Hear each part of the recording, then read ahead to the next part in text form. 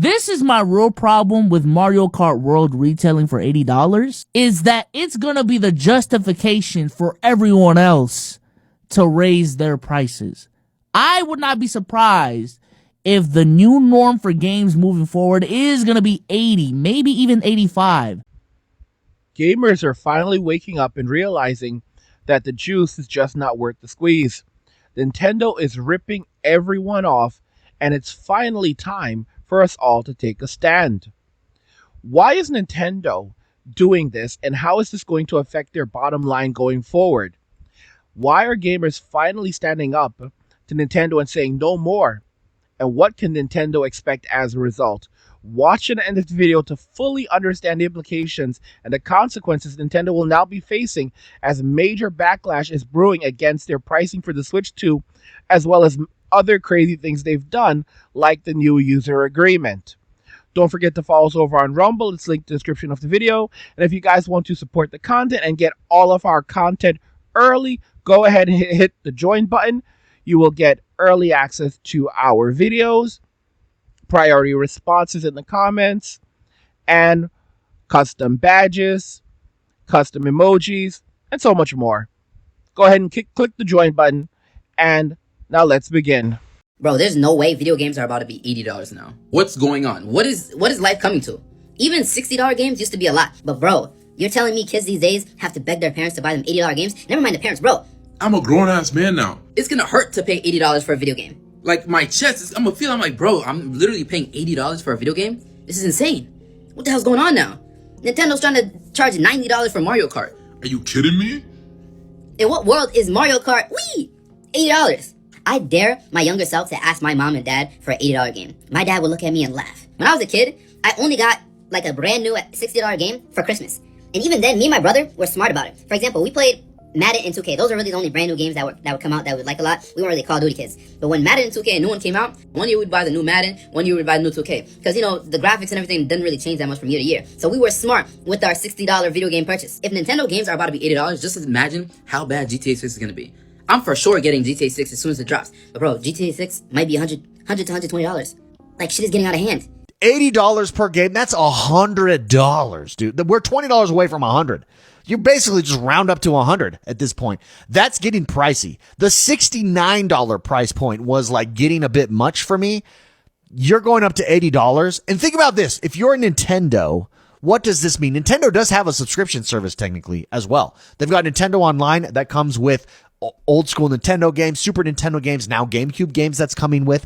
I think that's what they're banking on for families. Because if you're a family, I know my parents growing up could not get an $80 game every month, every other month. Like, I would get maybe a game at the price of games then, $50. I would get a game for my birthday. And that was like a huge treat. Or for Christmas, right? So once or twice a year, I would get one or two new video games at the most. You're pumping this up to $80 in this economy, worldwide economy. You're crunching families and subscription services. This is why subscription gaming and subscription services are inevitable. Game Pass is inevitable. The success of Game Pass is inevitable. And Xbox is way ahead of the game here with their acquisition of all these studios, getting a bunch more IPs, having first party drops to further incentivize you to come over. For the companies who are trying to make gamers pay $100 for their video games, you might as well go ahead and stop that right now. The only reason I would pay for a $100 video game is if I know the company is good and that the games that I play from them, I can guarantee I'm going to have a good time with it. I don't mind paying $100 for Elden Ring 2 because that's Elden Ring. That's FromSoft. I trust that company. I don't mind paying $100 for GTA 6 because that's GTA 6. Plus, they're going to make us pay for the shark cards anyway, so it doesn't really matter. I'm not paying $100 for Concord 2. $60 for the past 25 years. Valid. But how much have they earned for those 25 years at $60? Like, let's not detract from the idea that people like Bobby Kotick and other CEOs aren't raking in millions of dollars at $60 minus microtransactions, because that's when. Anyway, like, we can sustainably stay at $60.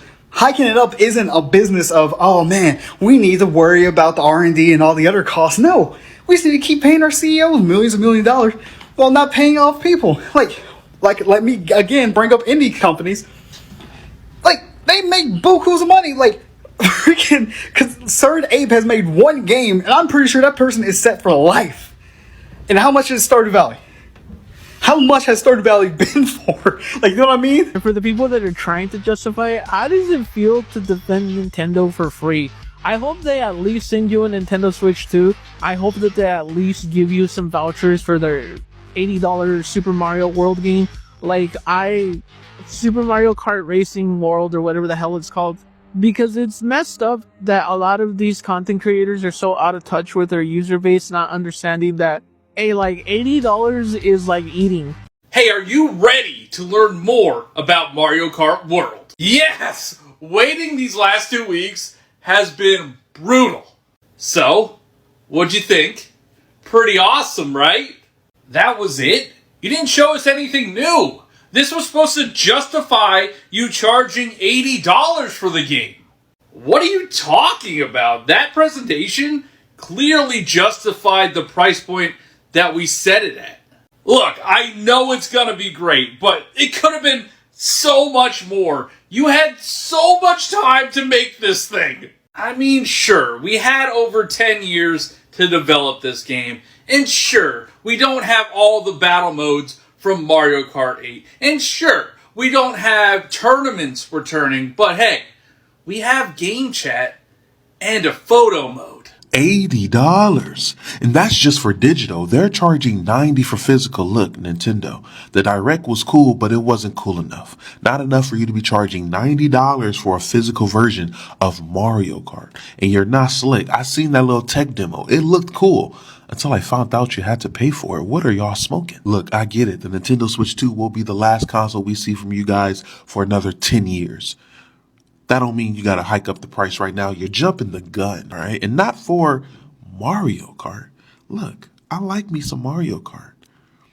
Not worth $100. Is it tariffs? It gotta be tariffs, because I get it. Y'all can finally run 120 FPS, got a little 4K, you know what I'm saying? Y'all doing y'all thing. You are finally up to date.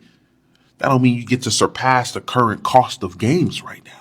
I really think that everybody believes that Grand Theft Auto is going to charge $100, so y'all are just saying fuck it.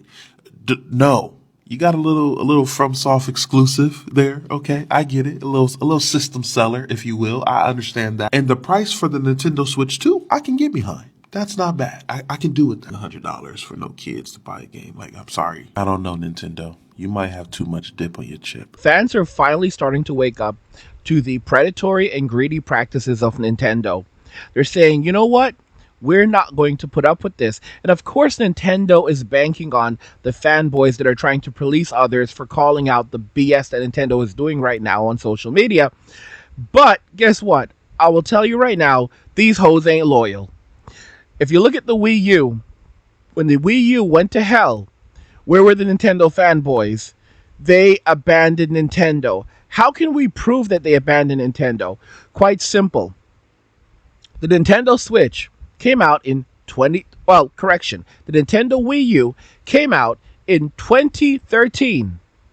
The Switch came out in 2015. So, the Wii U was on the market for roughly 5 years. How many Wii U's actually sold in 5 years? If you said 50 million, you would be wrong. If you said 30 million, you would be wrong. If you said 20 million, I'm just going to skip and tell you the actual number. It was something like 13.56 million. I gave you roughly the exact number, more or less. So over the course of 5 years, they only sold like 13 million units. We can round it to 14 if you want to. All right? Less than 14 million units coming off the high of the Wii U that sold something like 100 million units.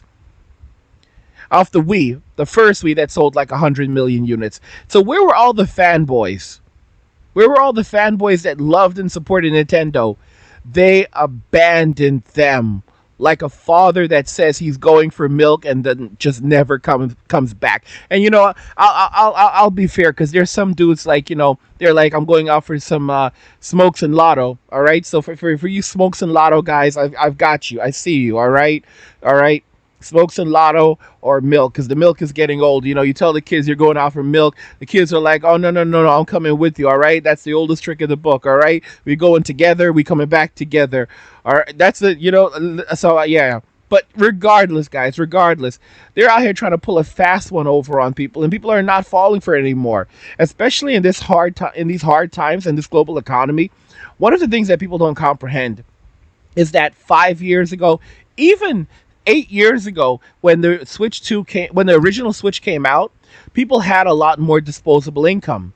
So because you had a lot more disposable income, even though you were not going to spend $80 a game, people could still afford $80 a game. They weren't going to spend that kind of money, but they could still afford $80 a game, compared to now, where you have a lot less disposable income. Things cost so much more, and Nintendo is telling us to pay $80 a game when there's a thing called Steam, where you can go and get your games dirt cheap. In fact, not only can you get your games on cheap during sales dirt cheap, okay, you can also go over to key shops like Green Man or Instant or so many others and find these same games for like $1.22. And I'm not joking. I constantly do this. All right. Oh my gosh, the game's $50 on Steam. Let's see if it's over on Green Man. Let's go over to a key searcher and check all the different key shops, where these games are. Oh, look at that. It's $1.22. I'm gonna go and purchase that. Yep, it's great. Got myself that game. I'm gonna add it to the backlog. I will probably never play. I'm never gonna play this game, but I now have it. It's now mine. Okay, while you've got some fool on PlayStation paying $50 for the game or $60 for the game, and some idiot on the Switch paying $70 for this damn game. The same game that I just got for less than $2 from a company that didn't even finish the game. Because like you go to the Steam comments and they're like, it's not a bad game, but the developer abandoned the game, so it's like a half and half experience. But it's all good because I only spent like $1.22, but some idiot is going to buy it on PlayStation and spend $50 for it, and some jack in the box is going to spend $70 on it on the Switch too, and say, oh my gosh, it's the best thing since sliced bread, you damn idiot. And like I said, like Chris Brown always says, these hoes ain't loyal. They're going to drop the Switch 2 when the casual consumer does, faster than they did the Wii U. All right? Hey guys, click the join button on my YouTube channel to become a member. Get early video access, priority replies, cool badges, exclusive emojis, and more. Your support helps me and the Angry Guy team to continue delivering awesome content regularly. Now let's continue. $449 is crazy, much less $80 games. Brother, you are giving EA the ammunition to start charging triple digits for fucking Madden 57. Actually, no, more likely Madden 27. They're probably going to try to do that in like the next 2 years. This should not be the norm. I'm going to be an engineer or an IT guy or something, and I'm not even going to have enough money to afford an IT girl. No, I'm not an IT girl, don't. Anyways, but I'm not going to be able to afford shit. And this is why messaging matters. You tell me, hey, we spent a lot of money, we gotta make the money back. Okay, cool, I get it. Come off sympathetic and tell me, hey, I know it's a lot to ask, but we promise this game's gonna be fantastic. Okay, cool, I'll give you a chance. But when you start going, hey, if you don't buy this $80 game, you're not a real fan. Oh, well, I was interested in buying your game, but if that's your perspective, I guess I'm not. You're the one who made that decision for me. Or hey, you think you're buying a video game, but actually you're giving us $80 for a license. We are allowing you access to our software. Okay, well, I'm not interested in access to your software. I want to buy games and own them. If you can't do that for me, then we can't do business. Or when they're like, if you don't like it, don't buy it. Sure, fair enough. I don't have to buy it if I don't like it, you're right. If you don't want to listen to anything I have to say on what I would like to see you do for me to give you my money, and there's enough of us that agree, we don't have to play your game. But when we don't buy your game, I don't want to hear anything about toxic fans. Your messaging was, if you don't like it, go away. Respectable. I can do that. And there you have it. People are pissed off. They've had enough. And it's the simps who are 100% to blame for making this possible and giving Nintendo the ammunition and cover to pull this type of absolute BS. It's like, you have to understand that these simps view Nintendo and nostalgia and as like a nostalgia, and basically they will treat it like CRACK, because it is their CRACK. But if it's no longer potent enough, they will go somewhere else just like that. Now, do I think Nintendo is trying to push everyone towards a subscription service? Absolutely. Nintendo Online is basically Game Pass, especially with them adding, what do you call it, GameCube games to that now. Yeah, it's Game Pass. It's 100% Game Pass, and and what Nintendo is trying to do is to basically double dip. So they're still going to be selling these games for $80 in all these other generations, because Game Pass is not going to be enough. Nintendo Switch Online is not going to be enough. But the ultimate goal is to basically, they sell you the game on one console, and then come the next console, you can no longer access the game. And you're not going to be able to access on your old console because you don't own it. That's a license, so they're going to deactivate the console, forcing you to move over to the new console. And if you want to play the game, you're going to have to access it through Nintendo Switch Online, if it's even over there. And you're not allowed to fix the old console if it breaks. So, if you tamper it, fix the battery, change the glass. Oh, nope. Nintendo's like, no, you can't do that. And there's a lot of people who are like, oh, they're not really going to do it. It's just a deterrent. No, don't mess with Nintendo. Keep in mind that the Nintendo Switch right now doesn't even work out of the box. You literally need a day one patch to play it. It's a brick in a box, and people are like, oh, Nintendo's just bluffing. No, Nintendo's effing serious.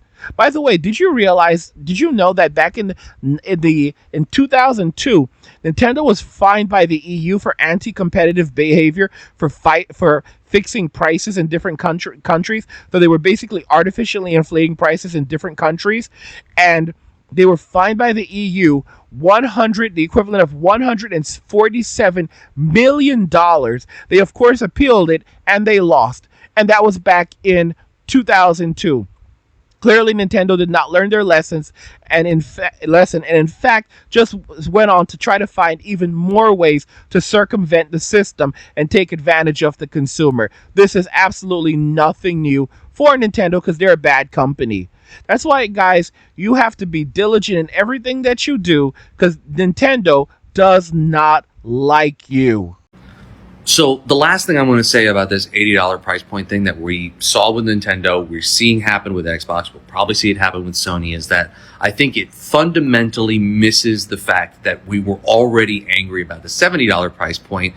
And while there will always be people who will pay like a ridiculous amount of money for, say, a GTA 6 when it comes out, not every AAA game is a GTA 6, and not everybody's going to pay that kind of money for every AAA title that comes out, because we all know that they are not all worth it. However, I think indie games will benefit greatly from this, because if you can make a game like a Clair Obscur or something else that comes in between that $20 to $50 price range, and people love it and it has a great critical response, or even it's in that zeitgeist where everybody's playing it and getting amazing word of mouth, that will be great for indie developers. I just wish that AAA publishers didn't have to fuck over gamers in order for indie developers to do well.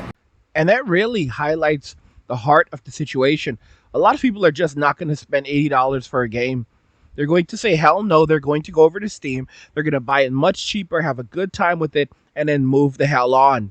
What they're actually doing, what Nintendo, Microsoft, who's now raising their first-party games up to $80, obviously trying to push people to Game Pass, what they're really doing is destroying their relationship and trust with the consumer. Because as long as there's a little thing called Steam and indie developers, what's ultimately going to end up happening is people are going to deviate towards these games. Like what the team from Clair Expedition revealed recently is that they spent a lot less to develop that game than many other AAA titles. In fact, they basically hinted strongly that the game cost way less than $20 million to develop. Okay? Rumors are stipulating that the game actually cost around $5 million, $5 to $6 million, which is downwards insane. Downwards insane to develop a game with that type of budget.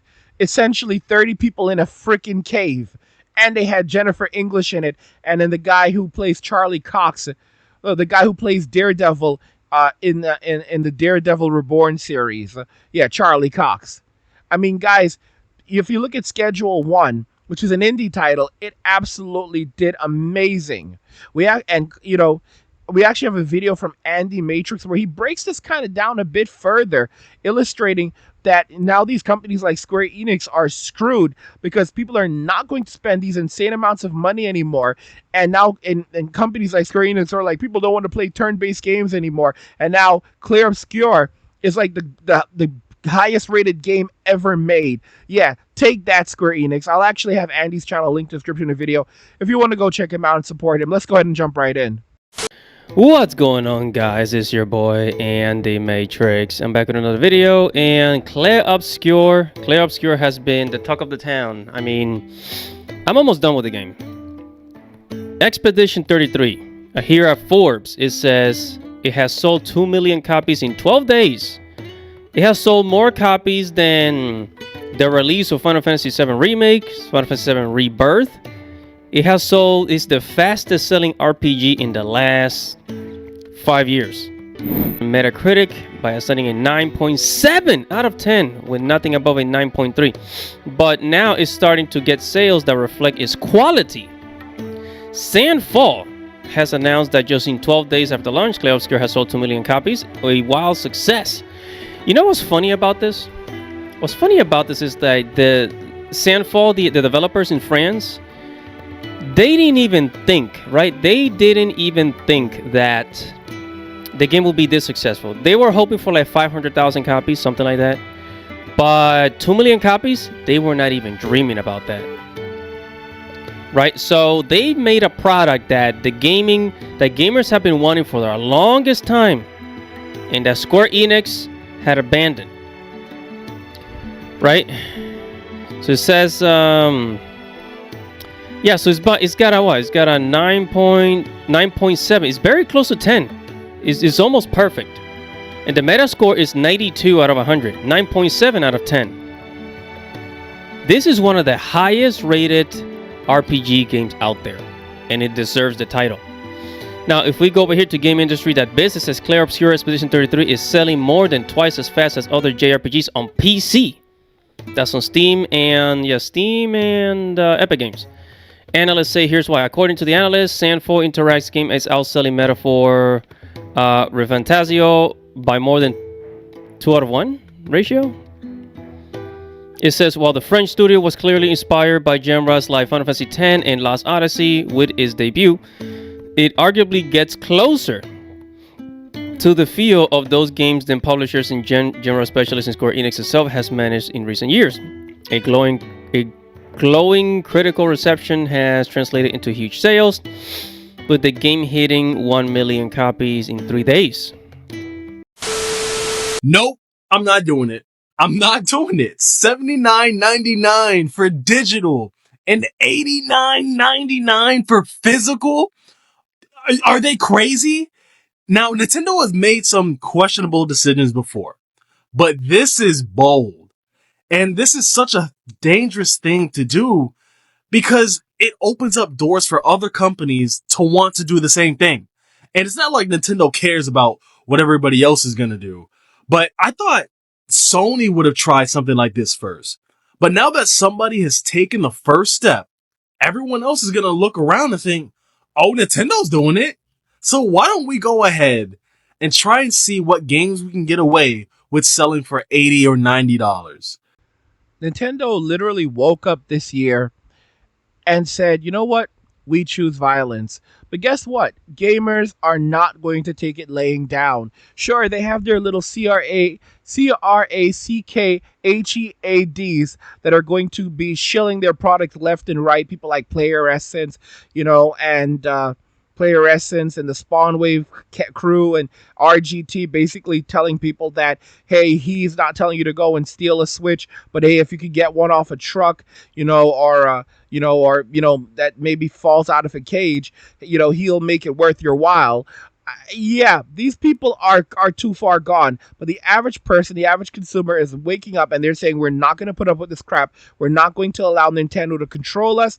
We're not going to allow Nintendo to strip us of our rights to own the things that we pay for. Basically, you will own nothing and be happy. No, basically what Nintendo is trying to do is tell the consumer what Ubisoft has told consumers. The consumer needs to get used to not owning things, not owning their games. Well, Nintendo needs to get used to not having customers, okay? And possibly facing massive fines for their terrible business and anti-competitive practices and downright illegal practices at that.